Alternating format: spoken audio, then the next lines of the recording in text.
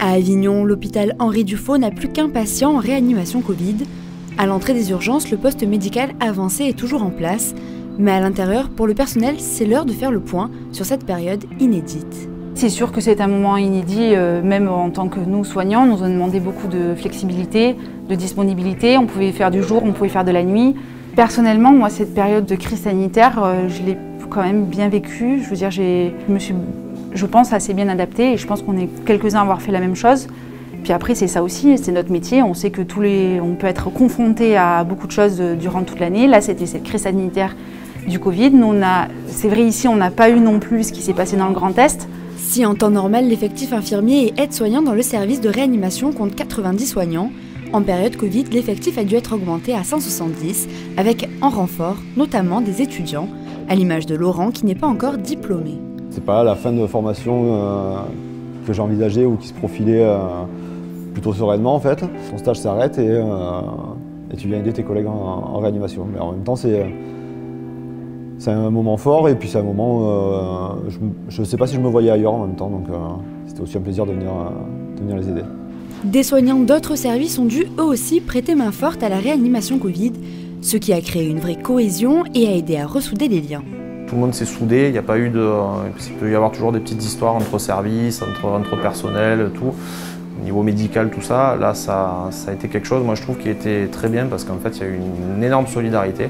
Une solidarité entre soignants, mais également avec les patients qui n'avaient pas droit aux visites durant toute la période d'hospitalisation. Ce que j'ai le plus apprécié, c'est qu'on nous a offert 3 tablettes. On a pu faire des appels visio en fait, pour que les familles puissent voir leurs proches dans le lit, discuter avec.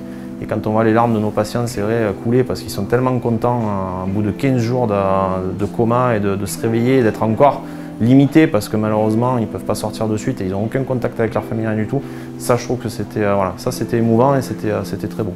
Providence est infirmière en cardiologie. Ces derniers mois, elle a travaillé en réanimation Covid. Pour se préparer, elle n'a eu que quelques jours et 24 heures de formation.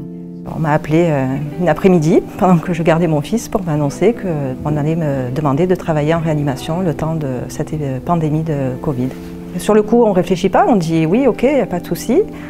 J'ai eu la chance, on m'a dit, voilà, les patients commençaient à arriver doucement, donc je savais que j'allais pouvoir être formée au moins 1 ou 2 jours.